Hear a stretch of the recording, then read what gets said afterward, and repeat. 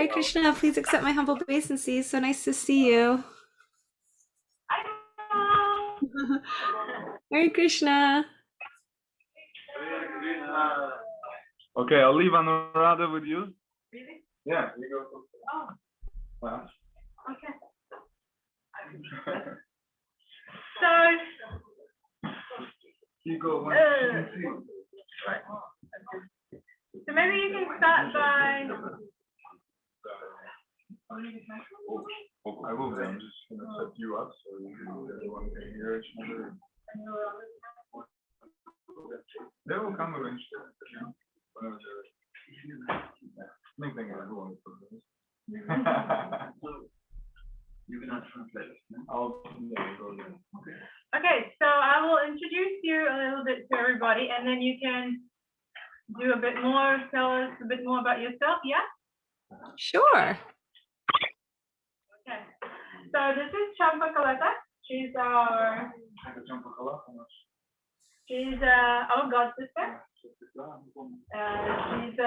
based in North Carolina. We are doing the temple. She's a nice dancer. She dances for the deities every morning. And she's actually a Gurukul teacher. Actually, yes, I was about to say. When I saw you with your students, I was wishing that you were my teacher also. Yeah.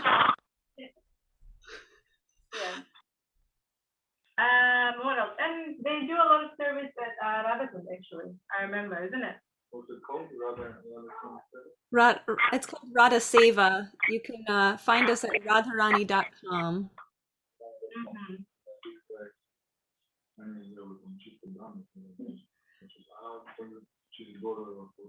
Oh, and if you do know Urmila Devi, Dati, Prabhupada disciple, she does a lot around education also. So she's a daughter. Well, she gets the credit for everything I know about education. Yeah. So if you ever want to go to the source, she's the one. And I'm sure she'd be happy to help as well. But I'm more than thrilled to share with you anything that I do know. But yeah, I still go to her. She's still my mentor and my teacher when it comes to teaching. Yeah. Maybe you can start telling us a bit more about what you do in school. Okay, well, I mean, I went to Gurukula for my whole education. So my experience as a student was in a devotee classroom, where Krishna consciousness was really the foundation.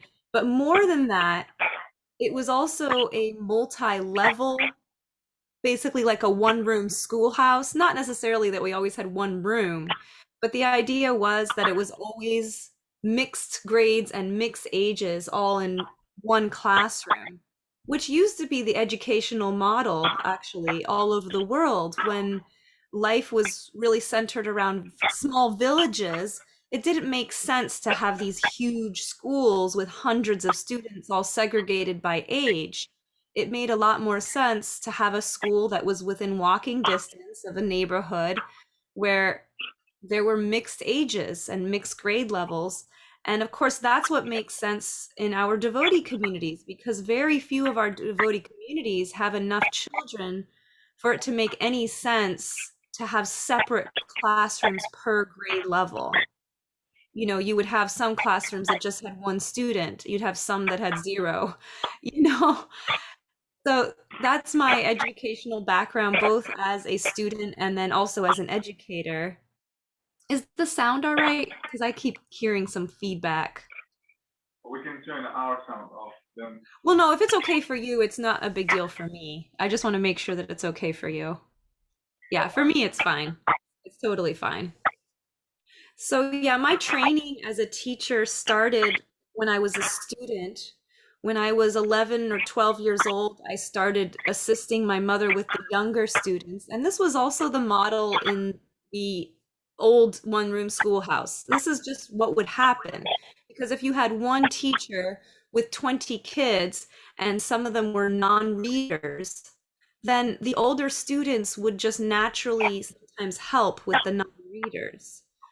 Because once the student can read, they can be independent learners to a large extent. And that's one of the main benefits of this model of education is that very quickly students become self-starters and independent learners because they can't depend on a teacher to hold their hand through everything when the teacher is guiding so many other students at different grade levels. So yeah, I was probably 11 or 12 when I started, sitting down to teach other kids how to read or help them with their math. Here and there. It wasn't that often. But by the time I was 15, because I had always expressed an interest in teaching, it was something that I enjoyed. So by the time I was 15, I started attending education seminars and taking courses and actually you could say apprenticing with my mother to learn how to teach. And when I graduated at 16, I graduated early, I immediately started teaching. And so I've been teaching since then. My God, how long has that been? I guess it's about 25 years.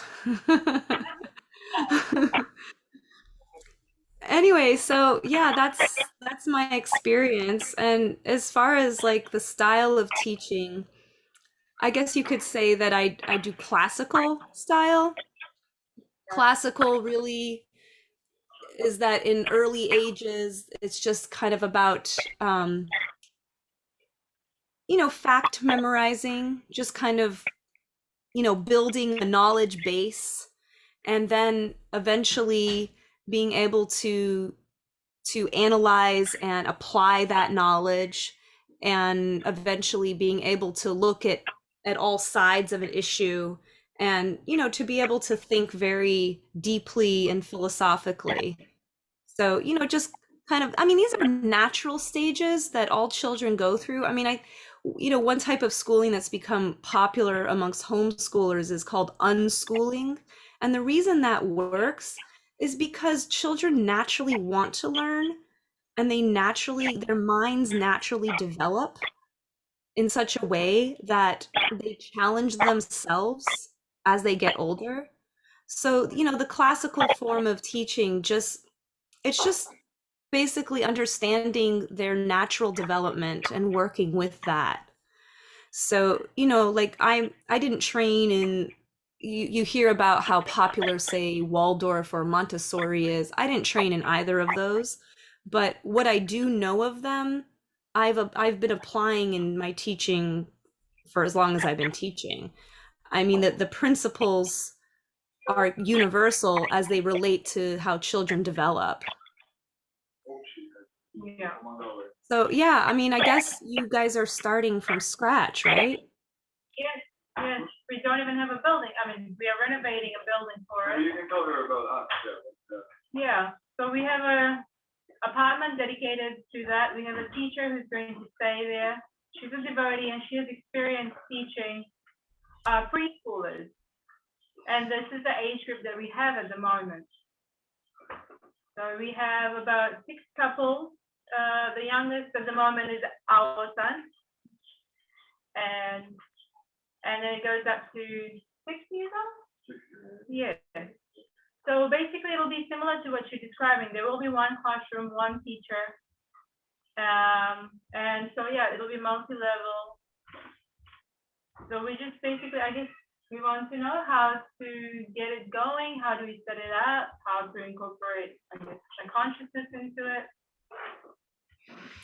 I mean, preschool, I actually have never taught preschool, but I was my mother's student in her preschool, and it's one of my fondest memories of my childhood because in preschool, there's actually no academic pressures. It's the age where kids are just supposed to be having fun, and having fun in Krishna consciousness is really easy. So, I mean, I know there's some preschool teachers who have been trained in, very specific methods. Like we have a teacher here who's going to be doing the preschool who was trained in Montessori. And what she described is that there's basically learning stations. So, like they set up a kitchen And then they set up a, a shelving unit that has a particular kind of activity on it. Maybe it has puzzles, and another one will have, you know, coloring supplies or and painting supplies, and another one will have maybe beads and string, and so they have all these little like stations. And the idea in Montessori is that there's I don't know if free for all is the correct way to explain it, but there's just kind of this openness that children can gravitate towards what interests them, and that the teacher's really there just to facilitate that. The way that we did preschool was a lot more organized, and it was a lot more like activity based. My mother's feeling was that most of the kids at home were already doing free for all play.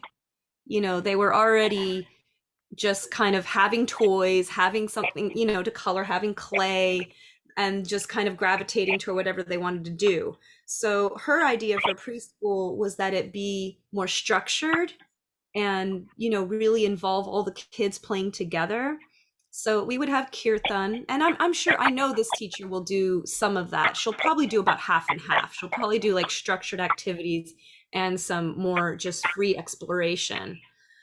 But yeah, we pretty much just did a structured program. So yeah, we would do kirtan, and that was always fun. We could play our musical instruments and jump around like crazy because it was our program. And we would have story time. I mean, I remember that very vividly. My mother was an expert dramatic storyteller. And so she would tell us the stories from Krishna book in such a way that we were completely enraptured.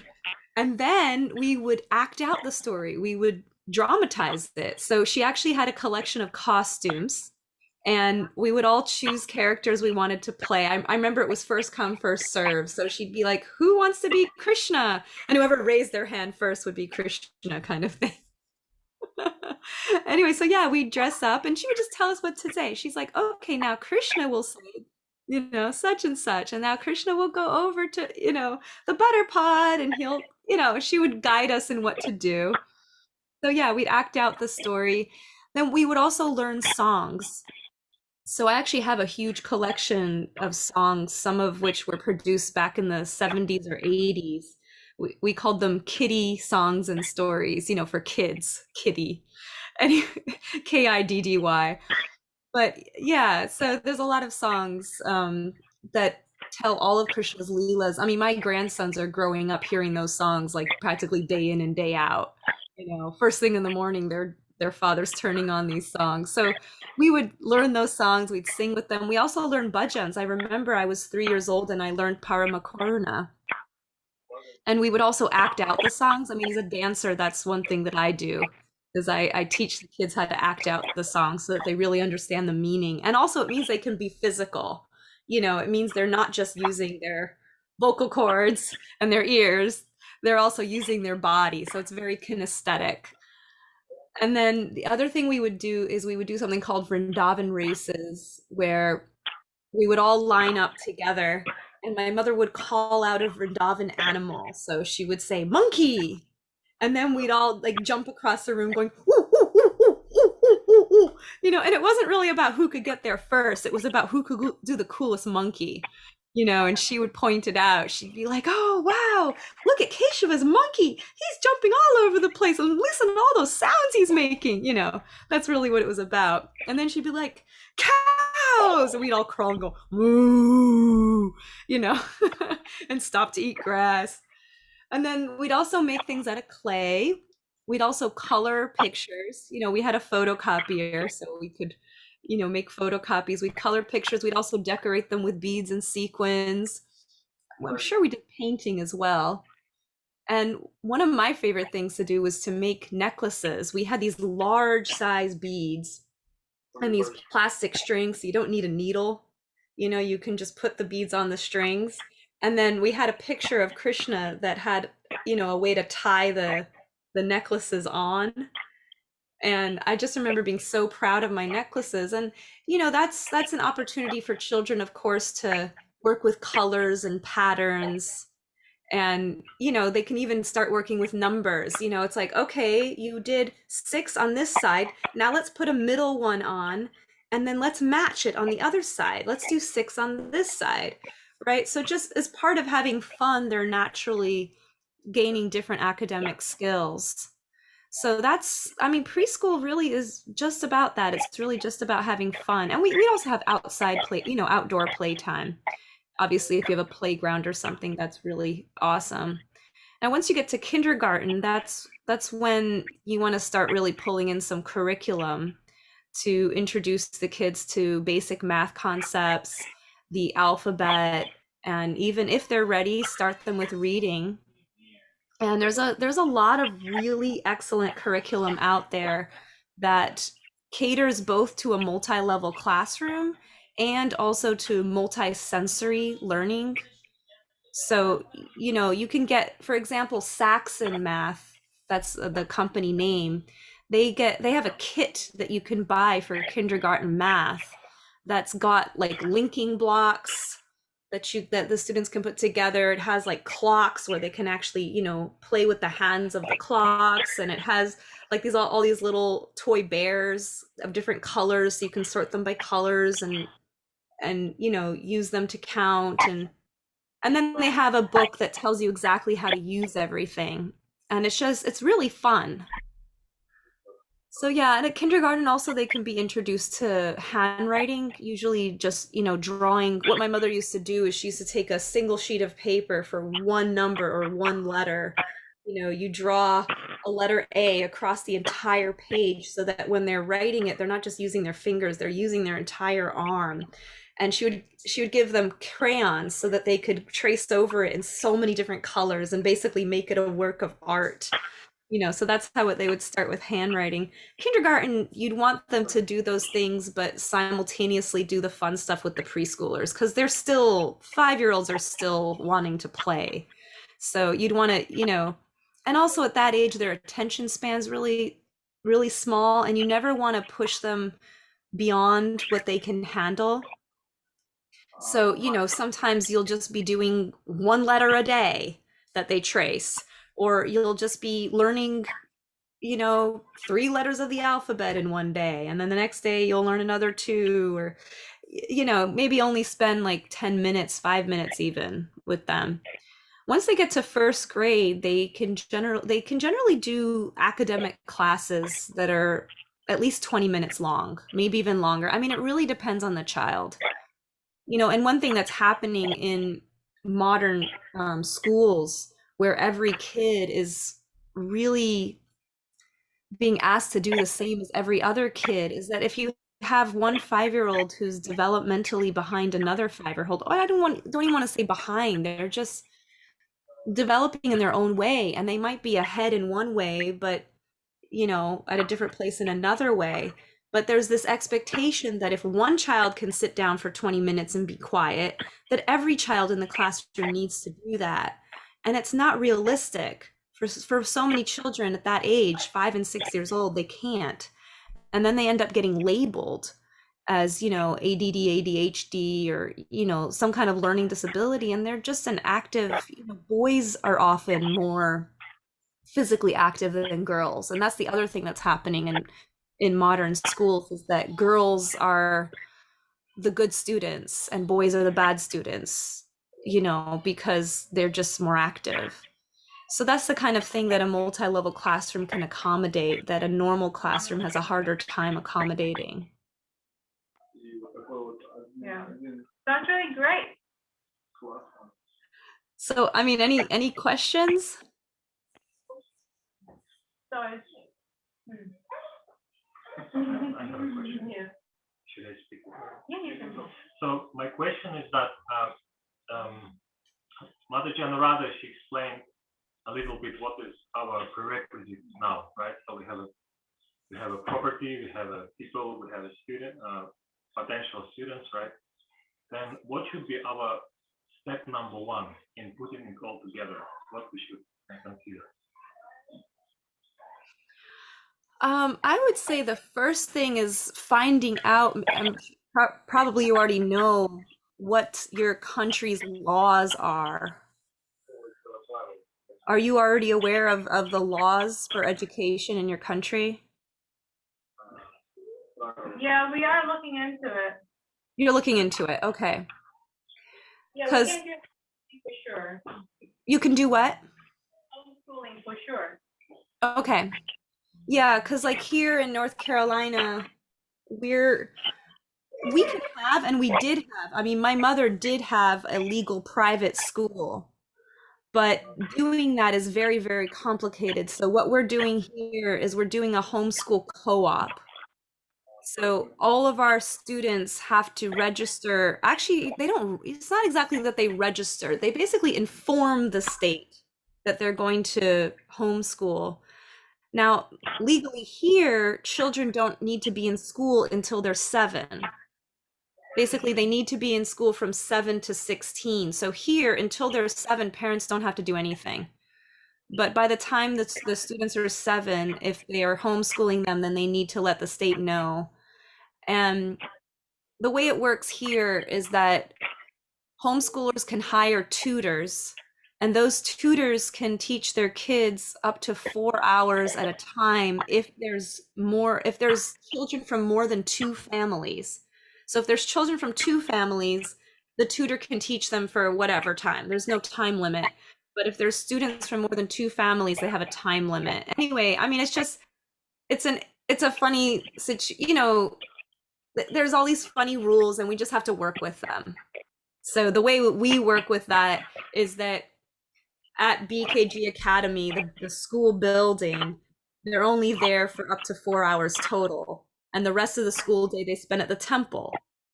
So the rest of the school day is the morning program at the temple and lunch at the temple. So I mean, I don't know if your country has any, stipulations like that. The other rule here is that, and again, this only applies to 7 and up, but they have to take achievement tests every year. They also have to keep records of vaccinations, although they can be exempt from vaccinations. And they also have to keep track of their attendance. So that's, I mean, I think that's probably the first thing to find out is what are the country's requirements for school. And then after that, I would say meet with the parents. Come, it looks like you're already doing that. Come together. Yeah, it looks like you're already doing that. Come together as a community and talk about what is our vision for the school.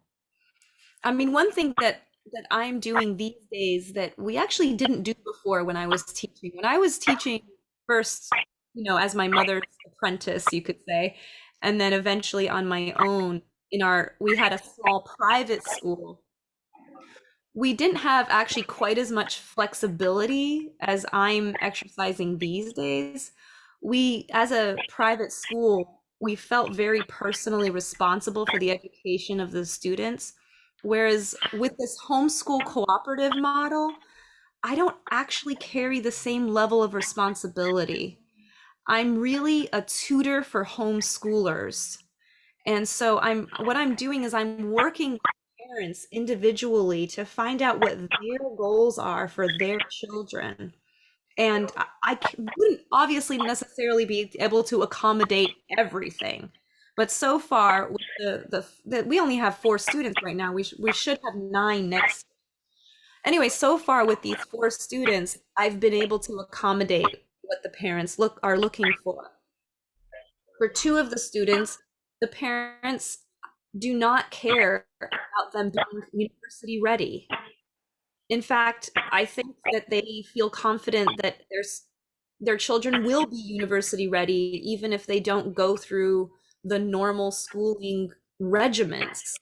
So, those students aren't really doing a normal high school program. Whereas the other twos, I have another student who's doing a very rigid high school program, getting all the high school credits. And then I have another student who's not even a high school student, but he's so far ahead academically that he's basically a high school student. So, his parents have him on this like accelerated program. I mean, just naturally. It's just who he is. It's not his parents putting pressure on him. And then I have another student who's following a very standardized, normal program. And then I have two students who are basically doing their own program. And all four of them, well, actually, not so much the one doing the normal high school program. He's mostly just working with me. But the other three students are doing a lot of courses outside of BKG Academy with other tutors, or even just at home with their parents. So it's a program that is very flexible and can really accommodate whatever someone's goals are. So yeah, that's really the next thing to discuss is, do you want a school that has that kind of flexibility? I mean, to me, that's just an obvious thing. It's like, well, yeah, every student is different and every family is different, and obviously there needs to be some flexibility. But some teachers, I don't know, some people, I mean, even I ran into that the one student who's doing a normal high school program would sometimes be annoyed that his friends weren't doing it. He'd be like, why am I doing algebra when she's doing consumer math?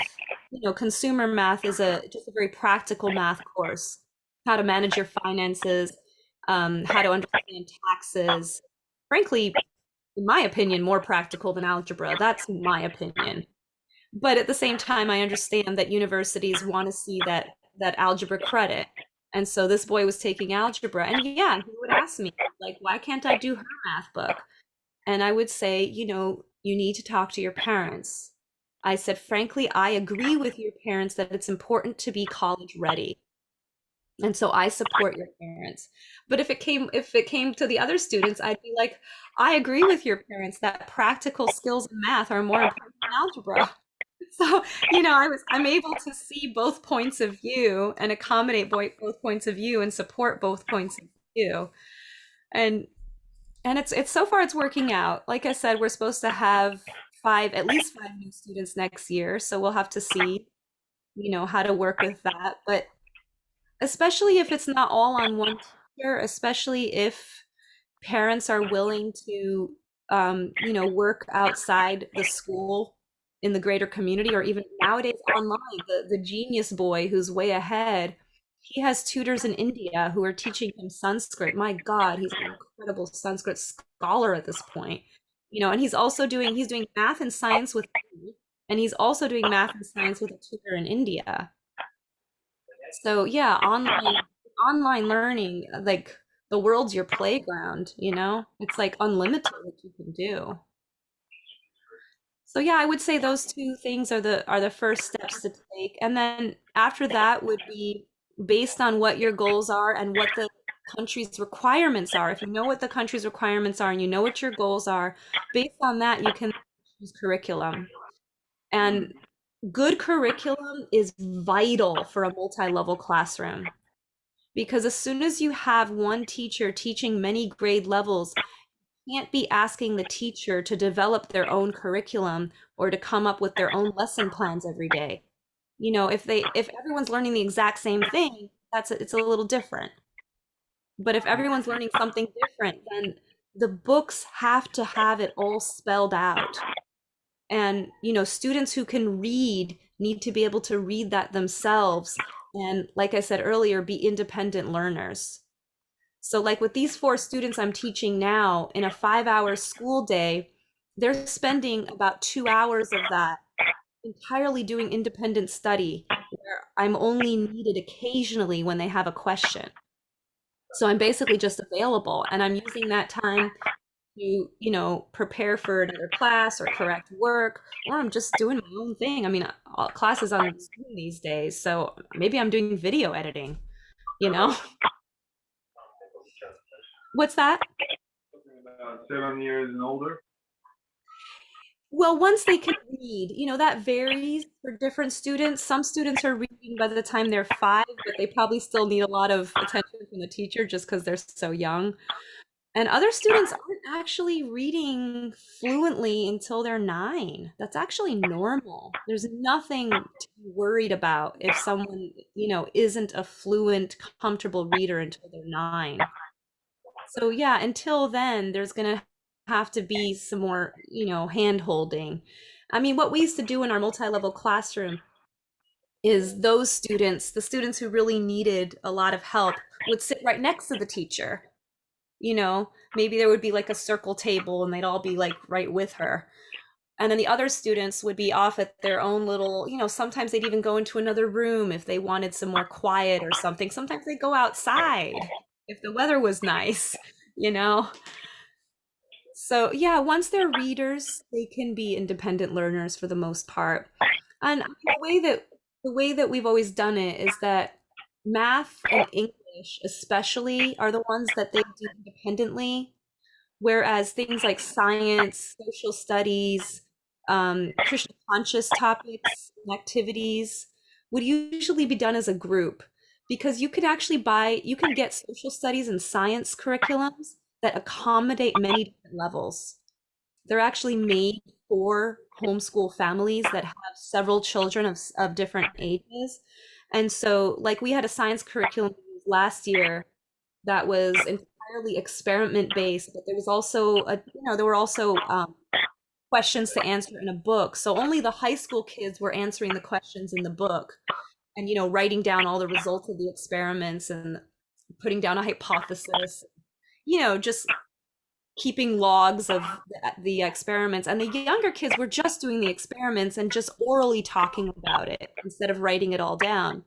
And I noticed that the older ones didn't really want to do the experiment. They were happy just observing it. And the younger ones were like, "Can I do it? Can I do it?" Because they really wanted to be hands-on.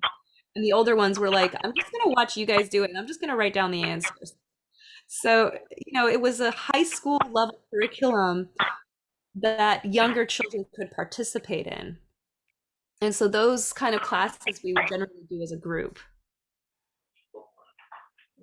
So yeah, I think the three steps so far are, country's laws, vision of the parents, and then after that, researching curriculum. And I mean, I have a lot of curriculum ideas. I don't know if they'd all be available there, so you might have to look there. But certainly I could tell you what we use for curriculum once you're at that point. So it really depends on our country laws and what sort of curriculum we have, and then we basically have to kind of create our own curriculum in a way, right, for our homeschool. So which Well, I wouldn't say create, I would say compile. Because there's so much curriculum out there that no one needs to reinvent the wheel. It's all available. And might yeah, not so it really comes down to, I'm sorry, go ahead. might not be available in Latvia. I mean, the Krishna consciousness at least.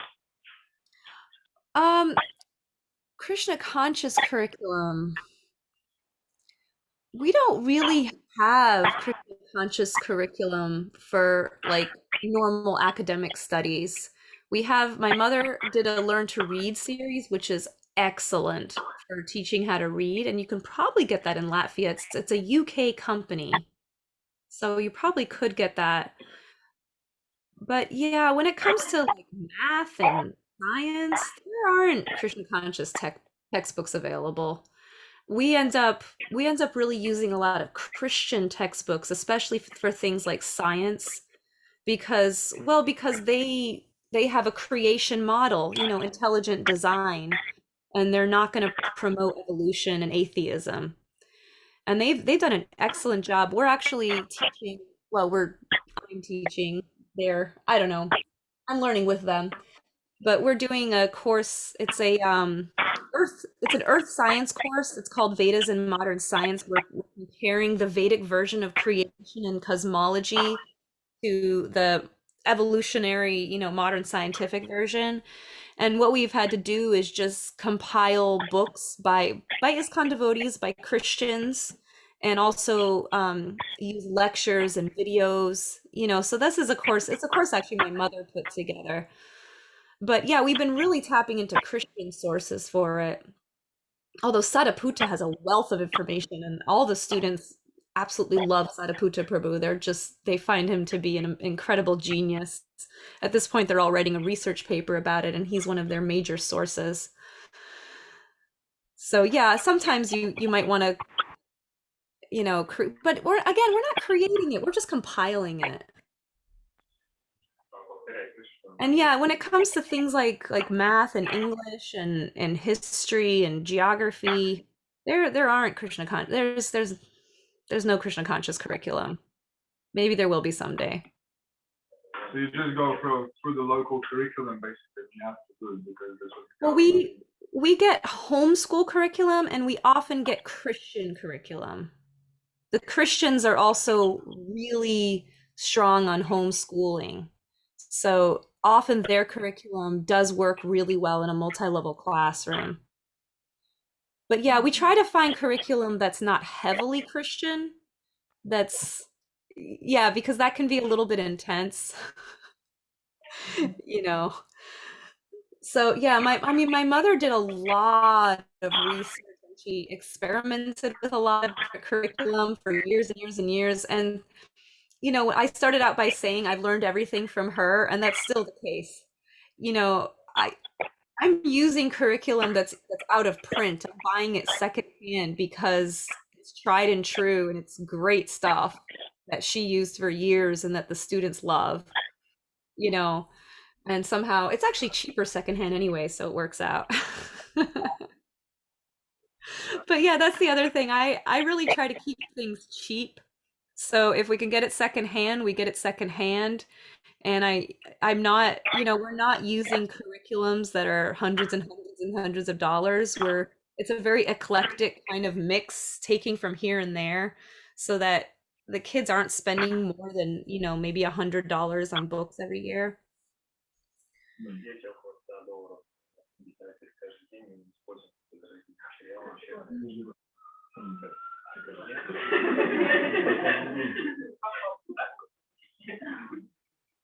But yeah, I mean, when I said that the first thing is to find out your laws, I mean, I doubt that this is the case, but it's possible that a country might require certain curriculum. It's possible. I think it's unlikely. Usually they have learning objectives, and as long as you get curriculum that is aware of that and works with that, it's fine. I But guess yeah, sorry, go ahead. a lot of time when we speak about education, a lot of our parents, including myself, I guess we're worried that we want our children to become birdies. So what's the secret? What's not the secret, but how do you make Christian conscious in their education as well? Do you do anything about it at all, or you just I don't know, you're just being a devotee and they take an example from you? Well, one thing that my mother, actually it was Burjan Prabhu so many years ago who set this up, and my mother has, she kept it up and I've also kept it up. One of the main things that we do for English, and it's super, super, super helpful for them learning literacy in every way, whether it's grammar, composition, vocabulary, spelling. What we have, and I can of course send this to you, but I mean, you wouldn't start doing this until they're like 9 years old. I mean, before 9 years old, you just you do what I talked about how we did in preschool. You know, every single day there can be story time or shastra time. There should be. Nowadays, a lot of people are following Arudha Mataji's example and having half an hour of Bhagavatam reading every day. Maybe you're familiar with Vrinda Kishori. She's doing that in the UK with her children. So yes, just reading stories, acting out stories from Bhagavatam. But yeah, this other program that Burjan Prabhu set up, what he's done is he's put together a list of all the stories in the Chaitanya Charitamrita and in the Srimad Bhagavatam. So it says the chapter and verse such and such to such and such. In other words, pulling out what children will be interested in and avoiding sections that are super like heavy on philosophy. So what the students do is we read that together. They also could read it on their own, but I've been finding that we all really enjoy reading it together. And then they write a summary that's 5 to 7 sentences with a conclusion. And the conclusion's important because it gets them really thinking about what they read and what it means for them in their life or in the life of a devotee. And I mean, I could send you some samples also of these summaries that the students write. And what I do is I grade them on reading, which has to do with how well did they summarize the story? Do they have all the main points of the story? And did they put it together in a way that you could follow it, that it's a pleasure to read, like it's easy to understand? Then I grade them on composition, which has to do with, variety of sentence structures, composing, use of colorful vocabulary, exciting vocabulary, emotive vocabulary, exciting verbs, you know. Then, of course, I look at grammar, capitalization, punctuation. Then I look at spelling, and then also they get graded on handwriting. Eventually, once they learn to type, they like to type them out usually. That's the other thing. We always taught the kids to type. Although nowadays, my students use voice recognition. They don't even type. They just talk to their computers. I'm really busy right now, Abhimanyu. Can I talk to you later?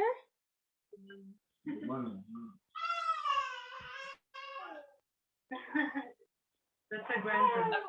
Hopefully he's all right. Anyway, so yeah, that's something we're doing. Usually we do one a week.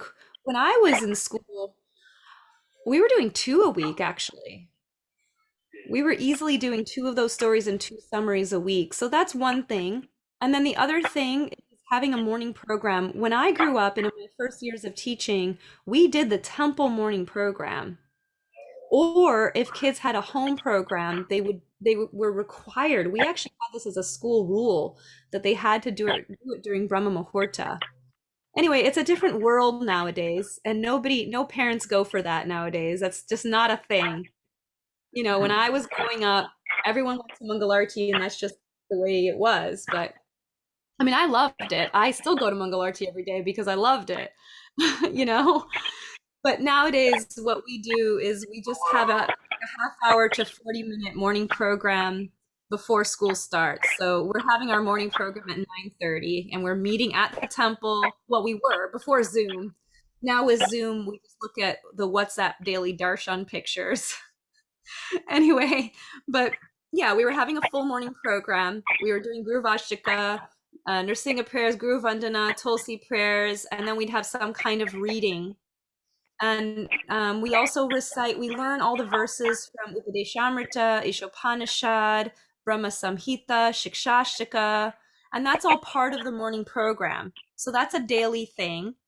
And then we're also, right now, all my students are taking the Bhakti Shastri course, and we're doing it in 1 year. So that's actually a daily thing. We have two classes a week where we're going through the chapters we read or the verses we read, and then we're also just reading all of it together every day. So half an hour every day we've been reading first Ishopanishad, then Upadeshamrita. This is verses and purports, and then Bhagavad Gita. Now we're finishing Nectar of Devotion.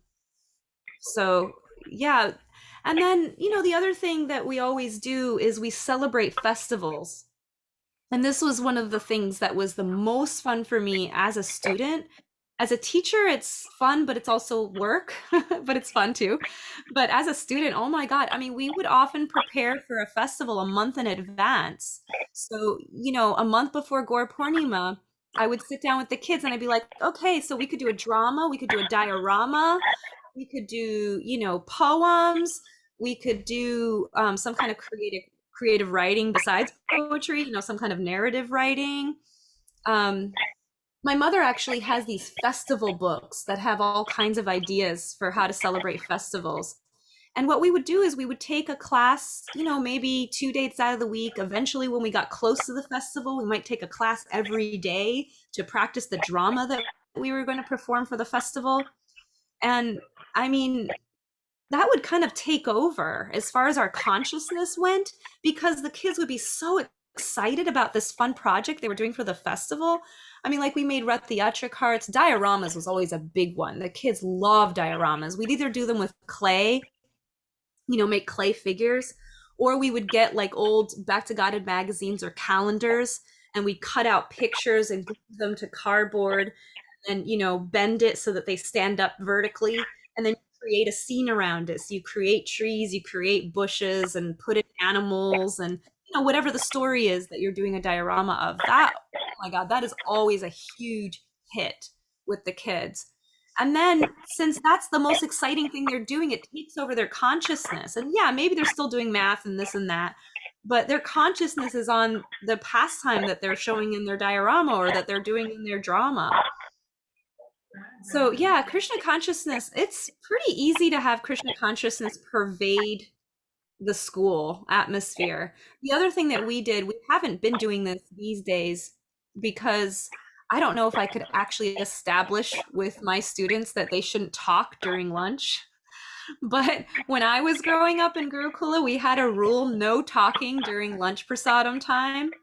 And what we used to do is we used to play all of Amala Bhakta, he's a Maharaj now, Amala Bhakta Maharaj's readings. That was, oh my God, I will never forget the Ramayan. I looked forward to lunch every day. I was meditating on the Ramayan like all day, every day, just because we were listening to his narrations during our lunchtime.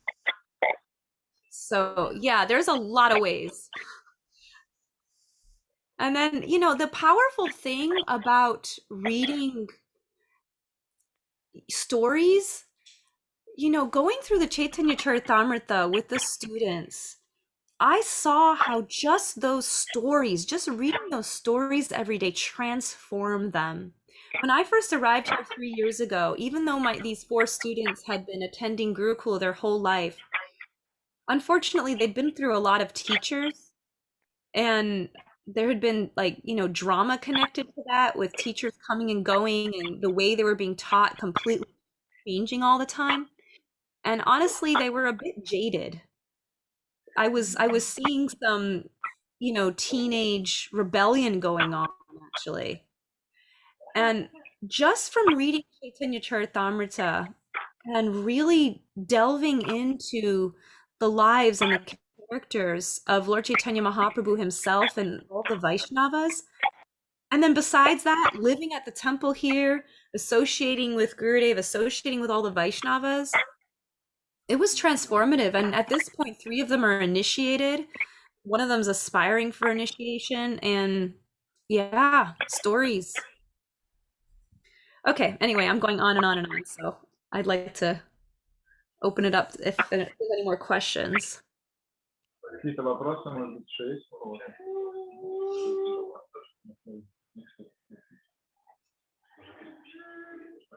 Я переключу, да, сейчас. Вопрос какой-нибудь, да? Возможно, такой момент, что она говорила, что иногда мы думаем, что ребенок просто имеет какие-то проблемы психологические, и вот именно это не учитывается. То есть где эта граница?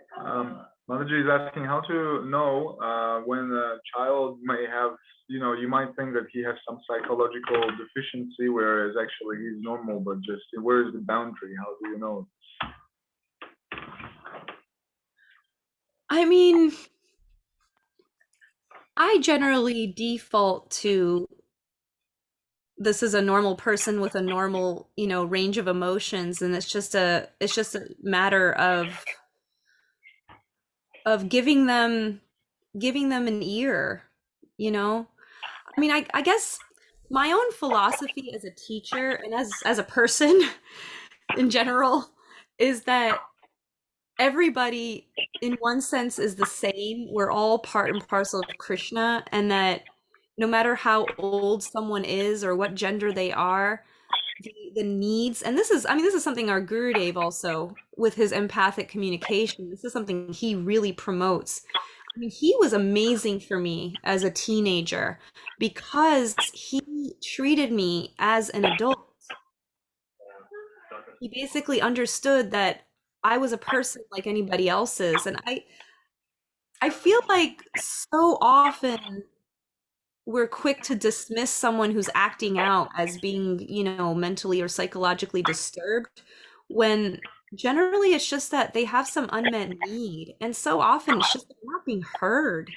I really feel like, especially with children, the tendency is that, oh, you're just a kid. You don't have anything important to say. You just say stupid things. And to just kind of dismiss them. I mean, I remember being treated like that when I was a kid, often by other children, actually.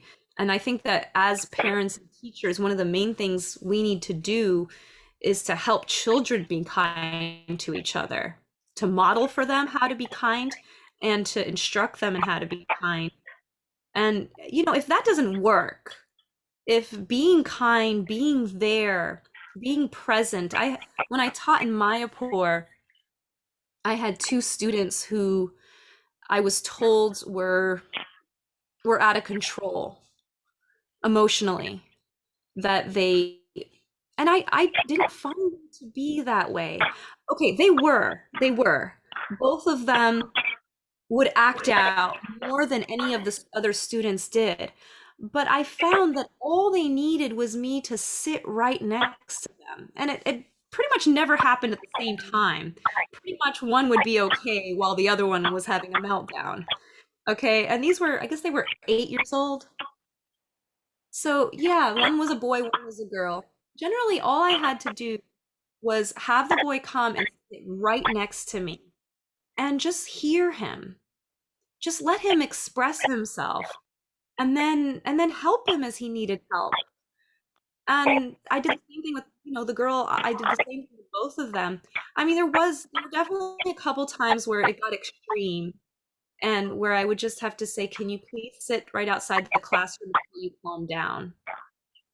You know, but my feeling about those kids was never that they were psychologically disturbed. I think some children are more sensitive than others. I mean, like the girl one time, she would regularly complain to me about how mean the other children were. And I told her, I said, well, you know, the most fun about coming to school with other children, and I was comparing school to say homeschool, is that you get to be with other children. I said, but the other children are also the biggest challenge because they can also be difficult. And she said, I don't come to school for the children. She said, I come to school for the teacher. She said, I come to school, I want to be with you. And I was like, oh, okay. You know, so for her, the children were stressful. They really stressed her out. And I did find that if I really gave her some one-on-one time, that she would be okay. And I really don't think she was psychologically disturbed. I really think she just had sensitivities that maybe other people don't have. So I mean, that's my personal take on it. I mean, I do think that if someone, you know, that if you try every way to really be there for a child and really accommodate a child and they're still just completely out of control, especially if they're a danger to other children, that, you know, you might have to tell the parents that it's just not a working situation, or, you know, maybe have a psychological evaluation done and see if you can accommodate it once you understand better what their needs are. So yeah, kind of a long answer, but yeah. I mean, I personally have not yet had a child that I would have labeled as psychologically disturbed in a hopeless case. I personally haven't had that. I mean, my own daughter did so much better with homeschool than she did with a Gurukula environment. And, you know, I always attributed it to the fact that I was her teacher and she was comfortable acting out with me. She would throw fits over the smallest thing. And when we switched to homeschooling, Krishna forced it. Krishna arranged that that's how it happened. It wasn't my thing at all. I was so attached to her going to Gurukula. But when we switched to homeschooling, the meltdowns went to a tenth of what they had been. And she would tell me all the time how much she loved homeschooling and how much she loved it more than she loved normal school. So some kids just do better, you know, in the quiet of their home with their mommy, you know? I don't know if that helps, but yeah.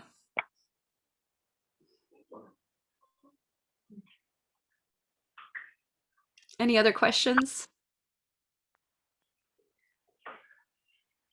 Everyone's a little quiet. Anyway, I guess there was a lot of information really, Campakalata. Thank you very much. I guess for me it was interesting because we have a few devotees who, you know, when we here that we're just kind of experimenting. Obviously, it's a new thing for everyone. It's a new thing that everybody lives together. Also, we're about 11 families now. Some of them have kids, some of them don't. We're planning, and then there's more apartments to be rented by devotees eventually. So now we have this devotee, Vairagya coming, and she's been basically working with non-devotee kids. She had about 4 of them, and as Anuradha may have explained, she's trained in Montessori and humanitarian teaching. And I was just thinking to make sure that we make it, because as you said, at that age they can play and do Krishna conscious things, and it's really fun. And so I was thinking just to make it Krishna conscious Montessori, Krishna conscious humanitarian, stuff, whatever, because it all can be Krishnized, in that sense that we can do just the mode of goodness and just make them nice people in a sense. But then we can add Krishna into it, like you said, learning language, for example, be it English, Latin, Russian, whatever. We use it with Krishna conscious books, for example. So that was really what I was thinking to do. But then it's an experiment for us. We don't really have materials yet.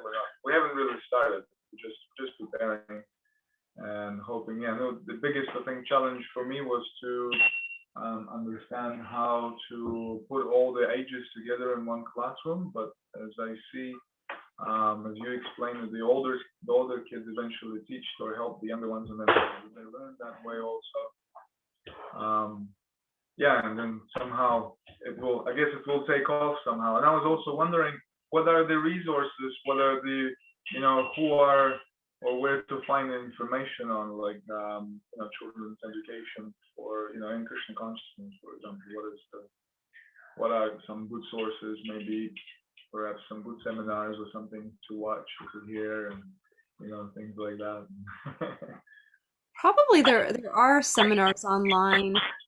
I mean, there's a lot of stuff on YouTube. I don't have like a playlist of it or anything. I mean, I guess your mother will have a lot, and those people like Gurujan Prabhu, as you said, he set up something, right?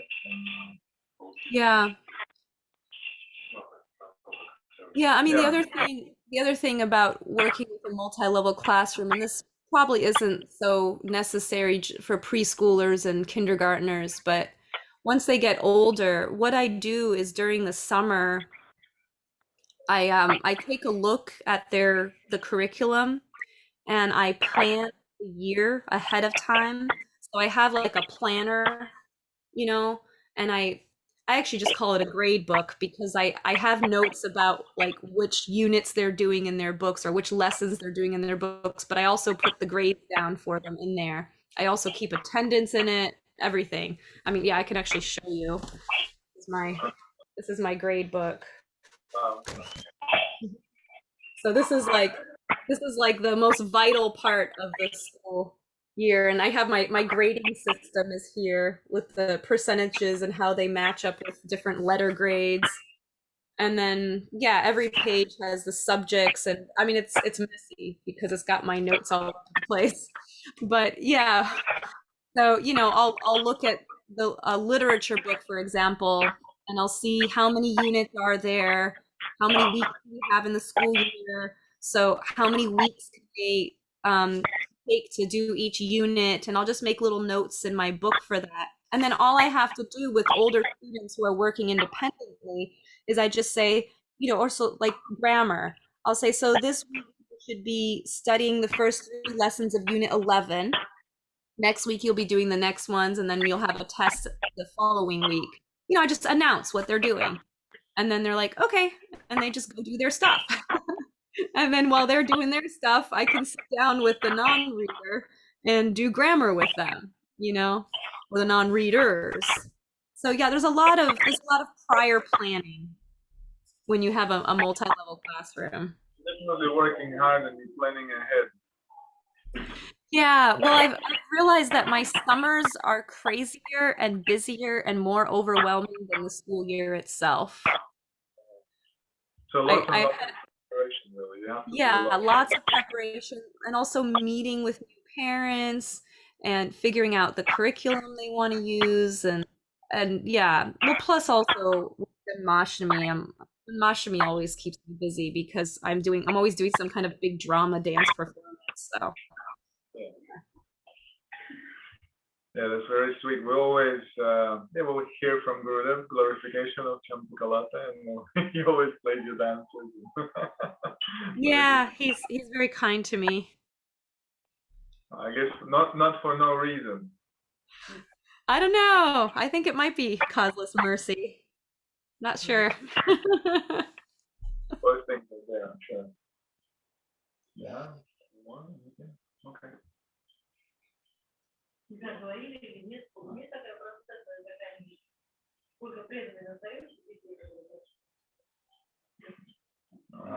My mom is wondering, is there any like statistics of how many people stay devoted after they go through Gurukul? Not that I know of. Not that I know of. I mean, when it comes to spiritual life, actually, when it comes to any pursuit in life, it's association, association, association. You're going to be successful in in anything if you surround yourself with people who are successful in that. So, if you want to be a successful cook, hang out with cooks. So if you want to be a successful devotee, hang out with devotees. And, so I mean, I can speak from my own experience. One time I did like write it down. I don't know. I don't remember what the result was though, but I actually like wrote a list of all of the graduates of my mother's Gurukula, and also when I was a teacher, and then like put little stars by the ones who are like actually active devotees still. And I remember it being about 80% were still active devotees. But don't quote me on that. That is not a scientific, statistic. But yeah, I mean the ones who aren't are the ones who really went out into the world and separated themselves from Vaishnav association. And frankly, one of the biggest predictors of whether they stayed devotees was whether they took initiation and got married at a young age, specifically married to a devotee, obviously. And honestly, I would say marriage to a devotee was a bigger predictor than initiation. Because, I mean, it's just obvious. Who's the main association in our lives? It's going to be our partner, our husband or wife. So, yeah, I mean, this isn't something that's emphasized in our modern culture, but I am a firm believer in help your kids get married. Seriously, Help your kids get married. help your kids get married. Don't be an illusion. I see a lot of devotees who are an illusion that their kids don't need to get married. Don't do that. Okay? It is so rare that a child is gonna, become a brahmachari sannyasi and stay that way their whole life. That is so rare. I mean, yeah, it's almost unheard of kind of rare. So don't be in illusions, talk with your kids, be very honest with your kids that there is lust, there is sex desire, there's also desire for companionship, partnership, loving relationships. There's a need to take responsibility for another person. It gives a person's life meaning if they have a spouse to take care of, or if they have children to take care of, or both. It gives them something to live for. It means they have to set a good example. And all of this should be discussed with our children from a young age. So we set an example as, a balanced, stable, married couple for our children as a stable family. That's the most important thing because, example is much has a much bigger impact than just precept. But then there has to be open, frank discussions. I was 11 years old when my mother told me, she said, "You're reaching an age when you're going to start seeing boys differently." Mhm. And when she first said it, I resisted in my mind. I'm thinking, what? They're just kids like me. What is she talking about? We're gonna arrange that about a week later, I I fell in love with a boy. I mean, it wasn't love, it was a crush. But Krishna arranged that she had that conversation in the nick of time. so that when this happened, I was like, oh, she's right. And it's normal, because that was her thing. She's like, it's normal. It's normal for you to have feelings like that. It means that you need to get married. And she said, don't worry, I'm going to help you find a nice husband. And that gave me so much peace. The fact that I knew she was going to help me. She also told me, she said, if you're interested in someone, let me know. And so I did. I actually told her about this boy that I, fell for. And right away she said, not suitable. And so I put it out of my mind. I'm like, okay, he's not the one for me. I mean, it took me a little while to get over being attracted to him, but I put it out of my mind. And the point is that it was a very, very honest and frank discussion between us. And yeah, she did. She helped me. I mean, ultimately, Krishna found my husband. Ultimately, in a sense, she had nothing to do with it. But Krishna reciprocates with our desires. So if we as parents, I experienced this with my daughter. I did the exact same thing with her. And Krishna dropped an amazing husband on her. You know? I mean, I had nothing to do with finding him, but I had that sincere desire and that prayer, and she was also praying. And yeah, my my observation is that is the number one factor for whether our children stay devotees is who do they marry? And when do they get married is a big deal. Although I do have some friends who married later and married devotees, and they're doing very well. What age did you get married? I was 18 and my daughter was 17. Your daughter was 17 when she got married. So Shri Arjuna, is that the one? Padma? Yeah, he was 21, she was 17. I was 18, my husband was 22. Yeah. Nice. What was the, I mean, I guess I have a question for you as from a parent perspective, but from your perspective as a child, when you were growing in Krishna consciousness, what were the things that actually you think made you Krishna conscious, made you love Krishna, made you want to be with devotees, etc.? I would say the number one thing was that I felt valued in the devotee community. I felt like I was wanted, and not just wanted but needed. I felt like Giving responsibility to children, make them active in the community. from a young age, from as young as they can. I mean, even if all they do, like this morning I brought my grandsons to the temple, and the older one picked flowers and he offered them, he put them on the donation box. Abhimanyu, he put them on the donation box. It was just these wild flowers, these clover flowers. But he said to me, he said, Grandma, did you see that I put the flowers up there and I gave them to Krishna? So to acknowledge their service, even when they're only 2 or 3 years old.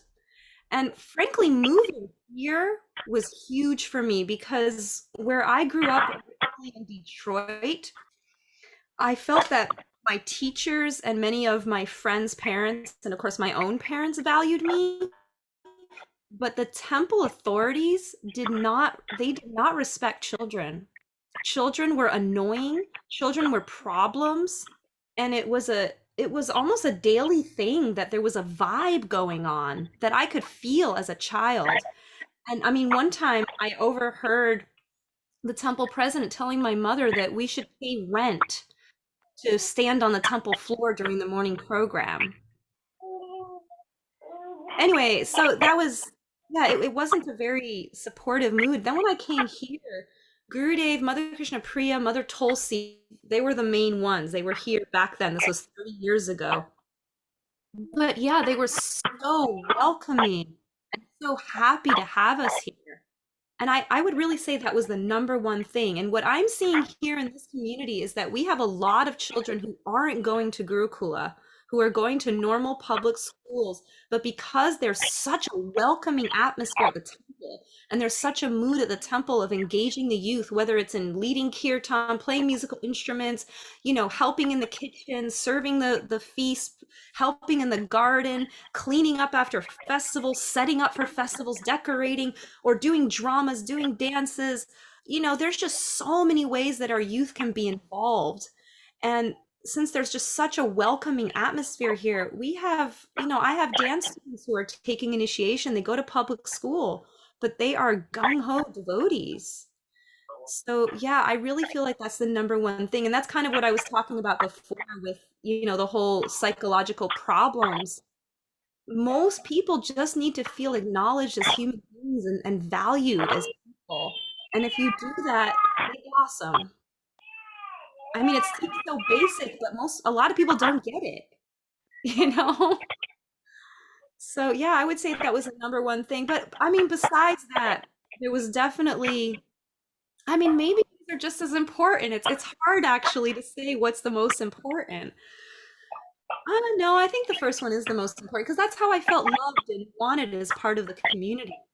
But yeah, having role models, throughout my life, whenever I've had questions of faith, all I've had to do is look at the senior Vaishnavas and ask myself, are they happy? Vaishnavas who are engaged in full-time bhakti, are they happy? So having those role models is huge. So yeah, that's also there. And then, yeah, And you that's measure it basically by how happy they are. That's how you, how do you call it, value them, or not, no, evaluate it, whether they're, yeah, whether it's something that you want to be part of. It's how happy they are. yeah, yeah. Specifically, how do they deal with challenges in life? How do they deal with reversals? If someone criticizes them, how do they respond?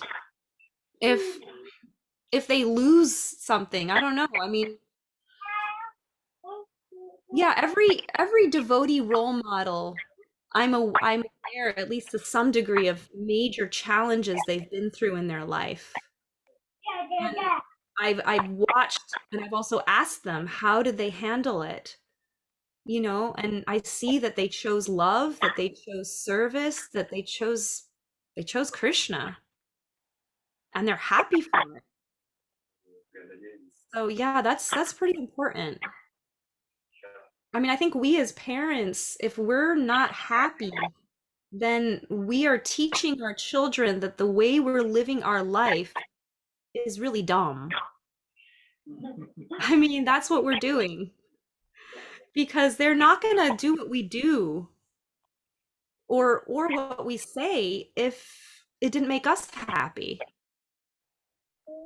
Right these days it's marriage is going out of style because so many kids grow up seeing their parents being cruel to each other and hating each other, and so they don't want to get married.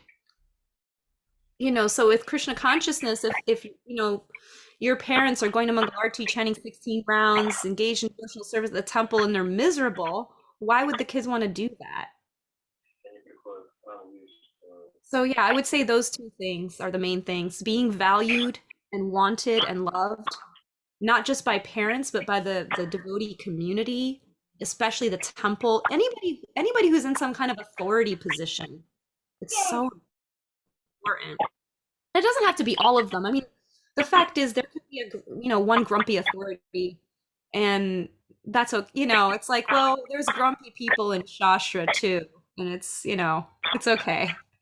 A child who feels love it'll just bounce off of them. There's a lady here who my first interaction with her, the very first time I came to the temple, was that she was being grumpy with me. And it rolled off of me. I never took it seriously. She's still here. She's wonderful. There's nothing wrong with her. Anyway, children I think are a little difficult for her. So yeah, that and then obviously the good examples. That would be the second thing. Thank you. I think everyone is very happy. Any more questions or anything? Anyone wants to ask? Maybe some personal questions. She's from a spiritual world. Brother said that. Yeah, you want to know what it's like in the spiritual world? Pretty amazing. Actually, Acharya can tell you. He lived here. They live in a spiritual world. It's really Yeah. nice to visit, but anyway, circumstances are such. And I guess we're happy to be with local devotees here in this community, and it's really been going really well. And yeah, we're really happy. We're quite a few devotees here and most kids, so it's a lot of fun.